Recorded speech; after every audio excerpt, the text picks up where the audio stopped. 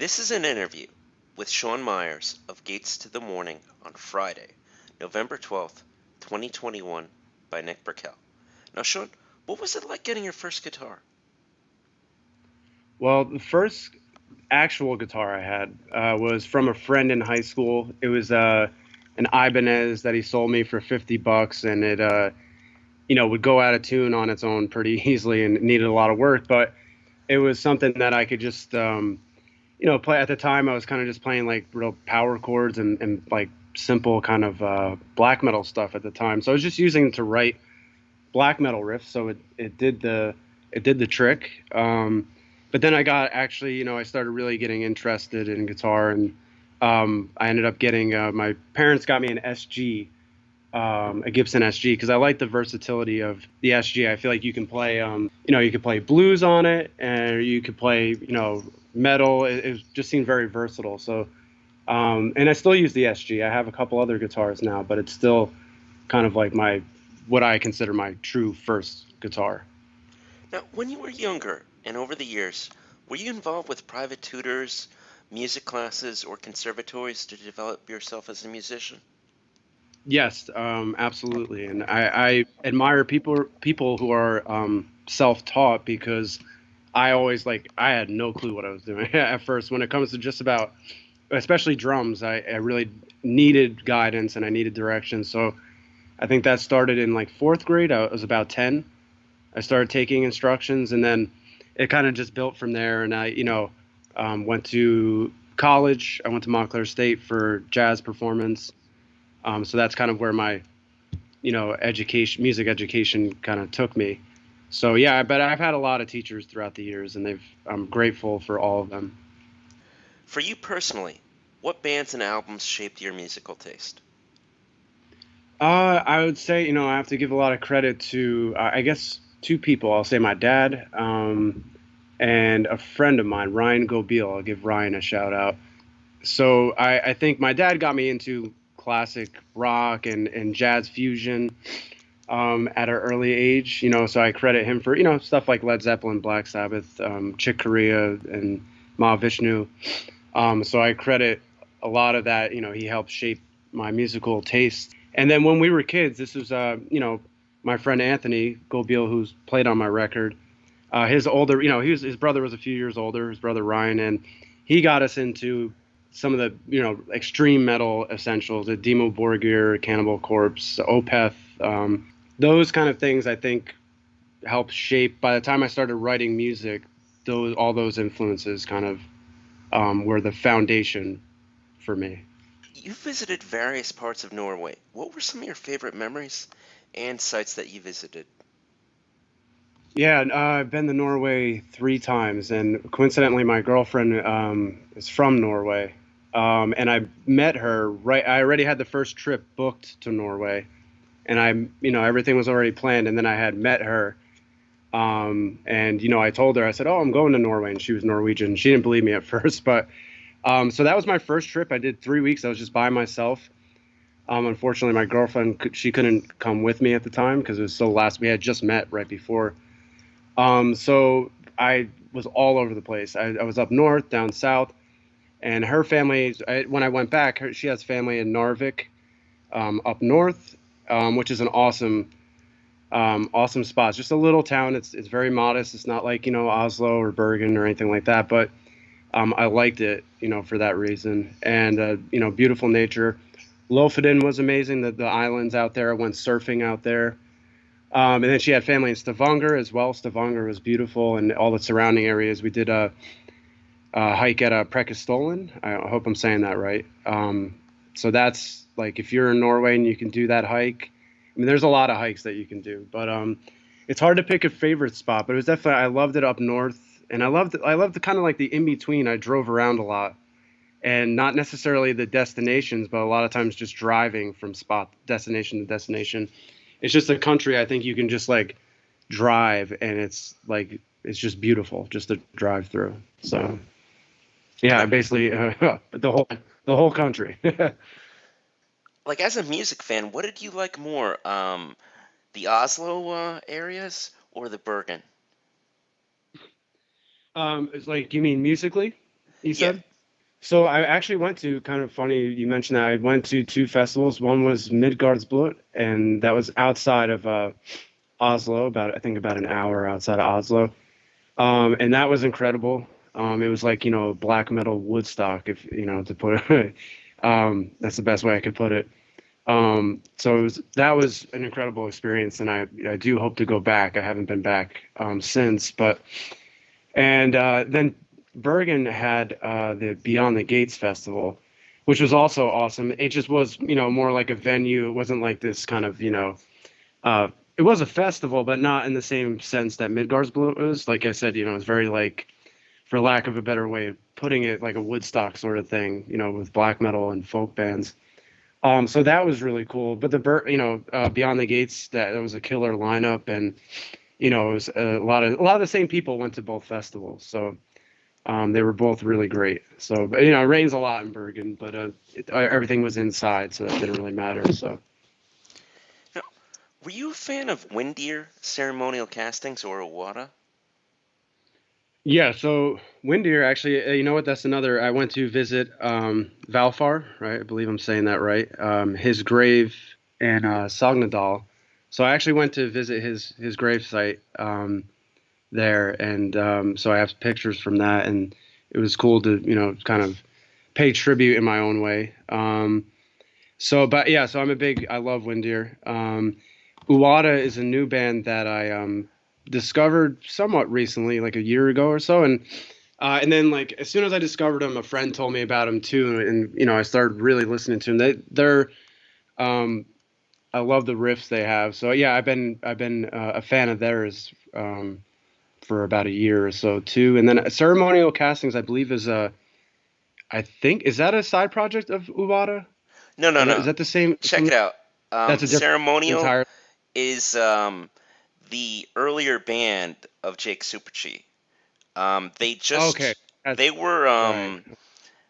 dormant for a couple of years, like the first few years of Wada, and now they're bringing them back with some new I see. re-releases and things like that. And they may record some new music, although I'm not sure. Right. Okay. Cool. So there, I have yet to check them out, but hearing Uwada, I am a fan of those guys. So that's going to be on my list now. I'll have to check them out. So thank you for the recommendation. Now, can you describe your music collection? Like, how large is it? And can you tell me about some of your more prized pieces in it? Yeah. So I'm sitting down here actually, and a lot of these vinyls are my dad. So my dad had collected vinyl, but I collected CDs. And I kind of stopped recently because it was just getting like I'm trying to simplify, and I was getting ready to move and everything.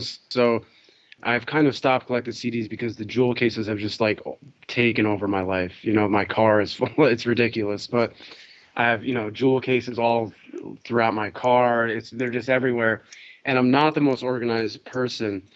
So I recently got rid of a lot of the jewel cases and kept the booklets and CDs themselves. At least it cut down on some of the, actual material.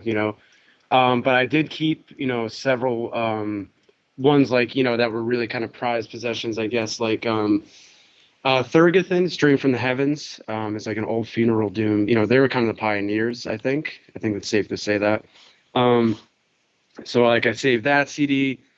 Some nostalgic pieces like a Blind Guardian live double disc. It's just something I listened to since I was, a kid. It's just cool to have the same copy of that CD.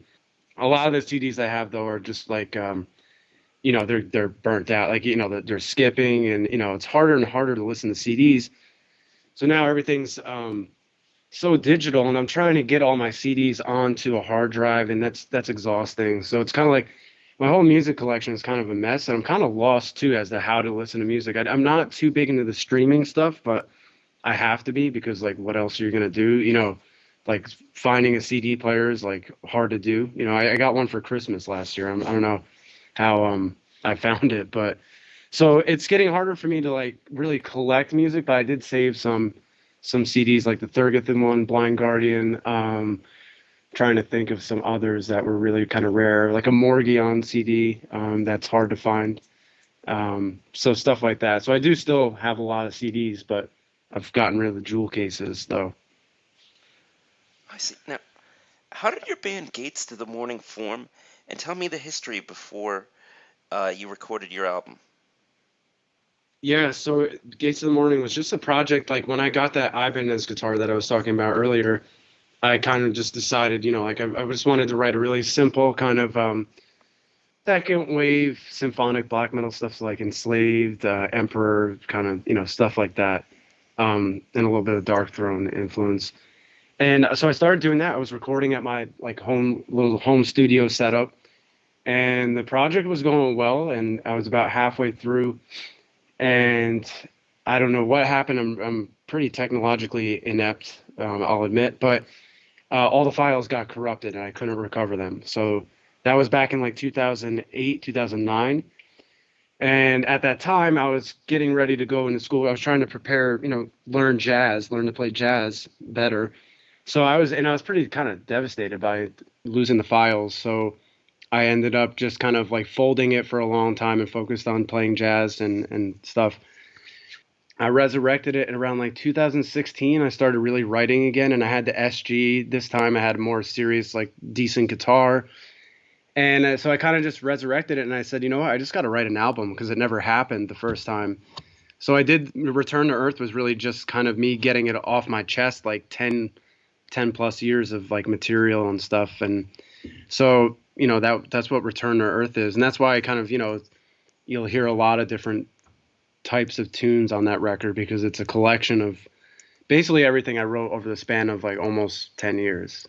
Yeah, Can I you guess I'll say that it kind of, reaches peak when we finally released the album in 2019. can you give me a rough order on how the songs came together and what was going on as you were writing Return to Earth?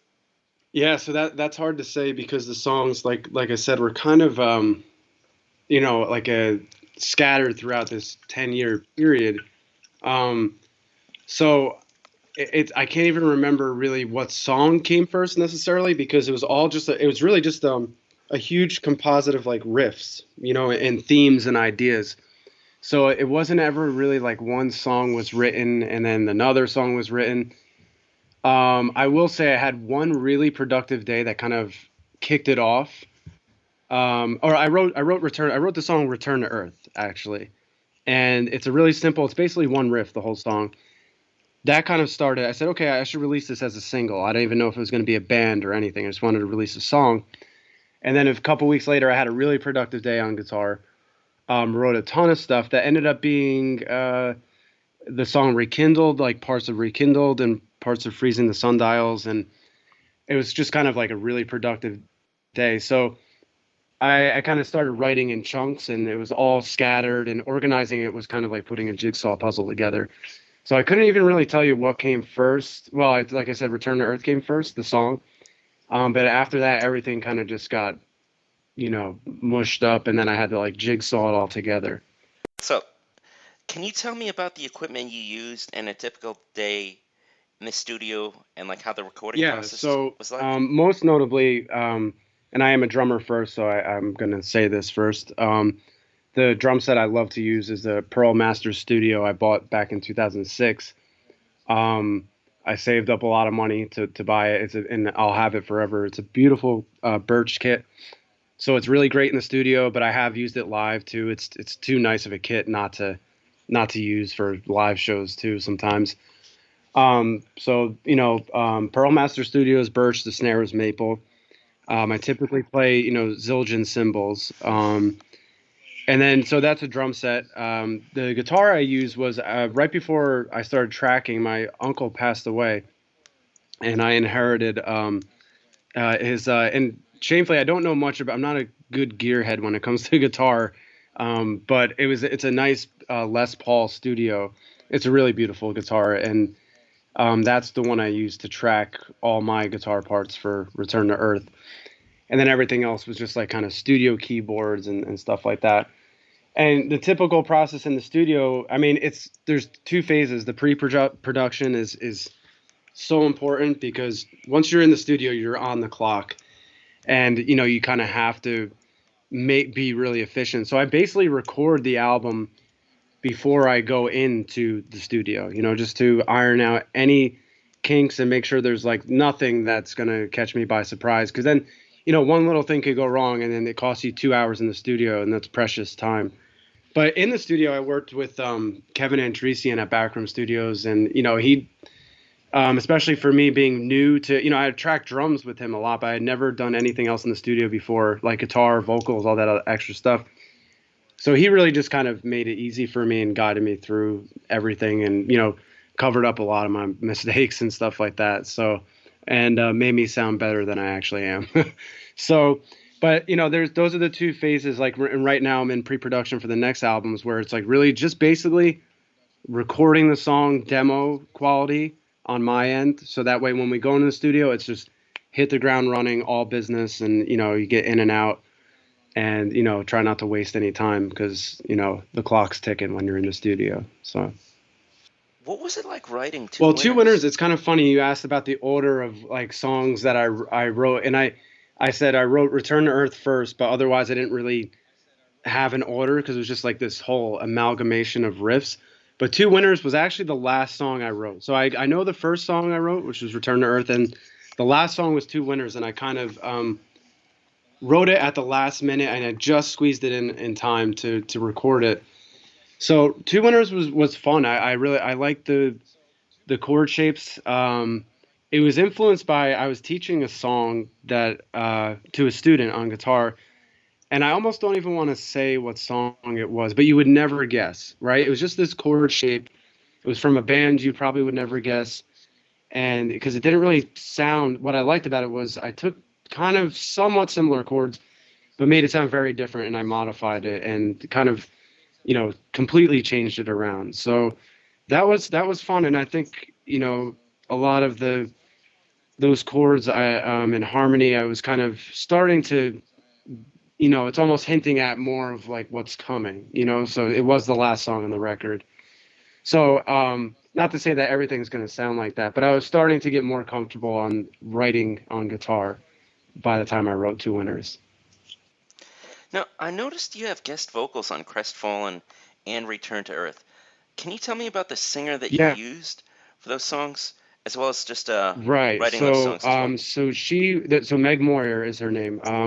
I went into the studio, and this is how, kind of raw it was at the time. I went in, and I wasn't even sure if I was going to do vocals. I just knew I was going to lay down the drums. When I had the drums ready, I was like, okay, I'm going to do this, and then I'll figure everything else out as we go.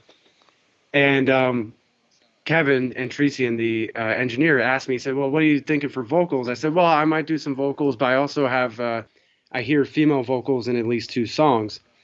And he said right away, he said, I know the exact person you should talk to, to hire to sing on those songs. And somehow he knew it was exactly what I was, Meg Moyer's, everything, like the way she sang the songs and also her tone, it was exactly what I wanted. So I don't know how he knew that, but he did. So he's, Kevin's got great instinct, and he's got a great ears as well. So yeah, she did like exact. I can't imagine. I didn't even think I was gonna get. I thought I was gonna have to settle for something close, because sometimes you have things in your head of how, like, okay, it's gonna sound this way, and she's gonna have this type of voice, even though I don't know who she is, right?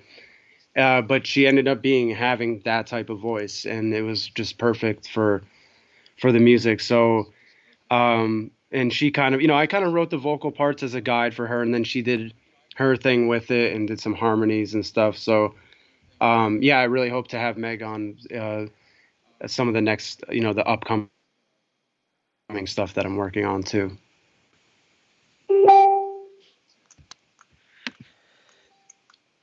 And what was it like writing Crestfallen? Crestfallen was cool. Like I said, like I can't even remember like when I wrote Crestfallen, because I probably wrote two riffs or something like that.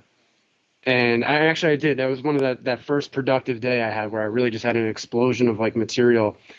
I might have wrote like two riffs, and I was looking for something real aggressive and kind of raw sounding, somewhat second wave sort of black metal. So that's what I was being deliberate about. How I was trying to write that song. So I think I had like the main riff, and then another riff, and then just throughout the the next few months, I think I kind of just pieced it together and had wrote parts to fill in the space, the spaces that I had. But I was, it was very intentional to have the first half be really raw, aggressive, second wave inspired black metal, and then to open it up at the end. That riff at the end, the whole theme kind of at the end is actually a really old thing I wrote. It's another thing where I was learning a song on guitar that you probably would never would recognize, at least you wouldn't put the two together, but I kind of just really transformed like this guitar riff. I won't even say the band because I'd rather it not be in people's heads, because it's kind of because nobody's ever guessed it really. So I'm like, okay, cool. I disguised it really well, and reharmonized it. Just did a lot of different things with it. So by the time the second half of that Crestfallen was done, it's unrecognizable from what I was inspired by. But that was a really old riff, the whole second half. So I kind of just took something from like 10 years ago and then 5 years later, it was really like jigsaw puzzling all these riffs from different time periods in my life. Now, what is your most cherished musical possession? Probably that's actually a pretty easy one. That's the drum set I was talking about earlier, the Pearl Masters Studio kit.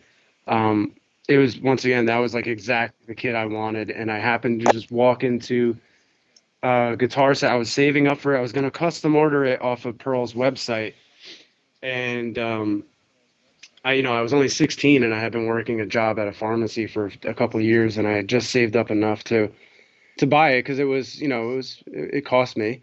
It was totally worth it. And I'll have that drum set forever. So I just walked in the Guitar Center one day and it was like sitting there, the exact setup I wanted, like everything about it. I was like, well, that's obviously really meant to be. So I would say that's my prized possession. I'll never get rid of that kit. Now, what is your favorite urban legend or ghost story from living in the tri-state area? That's a good question. There's that whole weird New Jersey thing, and I've done a few of those activities and stuff. But really, where I'm lucky to live here in a lot of ways. New Jersey's becoming kind of unlivable in some other ways, but as far as like the area I live in, and I live in the woods in Bloomingdale, but I'm also close to the city or close to the beach, or I'm kind of in the epicenter of like everywhere I would ever need to be. So that's what I love about this place. But I think kind of just like where I live and nearby the surrounding areas, there's a lot of spooky stuff, and some of the land does have sadness to it. There's a certain sadness about some of the land and somberness. And there's a lot of like kind of you can go to some areas that feel haunted. So I can't really pick one specifically, like where there was one spot I went to and I was like, oh, that's it. But just the kind of the whole vibe up here is, and it's got beauty too. It's not all just haunted houses and stuff. But there's a lot here, and I do love the nature here and everything like that. I love the whole surrounding area. Would you like to go back to any Hmm. questions? I'll probably, I don't think so off the top of my head. I might, I'll probably think of something once we hang up, right? That's how it usually goes. But no, I think, well, I can add a few things in, but I think we covered all the questions pretty well. What would you Just like to like I add? could probably tell you about what's coming in the future because there's a lot of stuff we're working on with that. Um, so yeah, What's so in the we Raptors? ever since the lockdowns happened, I just totally pivoted from we had some live shows get canceled obviously, and then just completely pivoted to studio mode, which I was happy to do anyway because I had so much material I wanted to work on. So since March of 2020, I've just been writing a lot of stuff. So, but then kind of a surprise album came up in between, where I got together with these two of my friends, and they hadn't played on the previous record. The one guy, Mike, was going to play a live show with us, but the shows got shut down. So I had planned on getting him involved, but then I had another friend, an old time friend, John, who joined me as well. We kind of all just kind of swapped instruments and we created this sort of, I guess you would call it, I'm bad with genres, but like a sort of like a dark folk album. I guess, I don't want to really put anything. It's almost like if you listen to Black Sabbath, Planet Caravan, or like um, Jail by Down, off of NOLA, kind of, atmospheric vibes and things like that. So we kind of ended up doing that by accident just because of the situation we were in. And so we have this album that we're working out along with a video that's going to come along with it that we're excited about. So that's going to be the first thing we release in the new year, 2022. So that we didn't plan on making an album like that, but it ended up happening. So it's kind of cool. It's a different avenue for us. So it's going to be very on the light and atmospheric and folky kind of side. But then immediately after that, I'm working on this simultaneously. We have a really scathingly heavy album coming right after that. And I haven't gotten to work as much on this one, but there's a third also that's a little more still heavy, but on the progressive side, I would say. So we have these three albums that are just going to come out right, hopefully, if everything goes as planned, right in a row. So you got the whatever you want to call it, acoustic folk kind of album. Then you have this really heavy album that we're working on. You could kind of think of like Crestfallen, songs like that. And then we have a third one, which is going to take a little longer. But so we have those three in the pipeline. I'm hoping to get the first two out in 2022 and maybe the third the following year. But yeah, we're working as fast as I can on all this studio stuff. So it's going to be an abundance of music for the foreseeable future. No, Final words. I think that kind of covered it. That whole last bit was, we got a lot of music coming out. Not necessarily shows planned right now, but we got music and a whole big music video that's going to accompany the next album, the entire album. So that's pretty cool. And yeah, so and then hopefully, we'll get that stuff out as soon as possible. And I want to thank you, Nick. Thank you for having me. Appreciate it, man.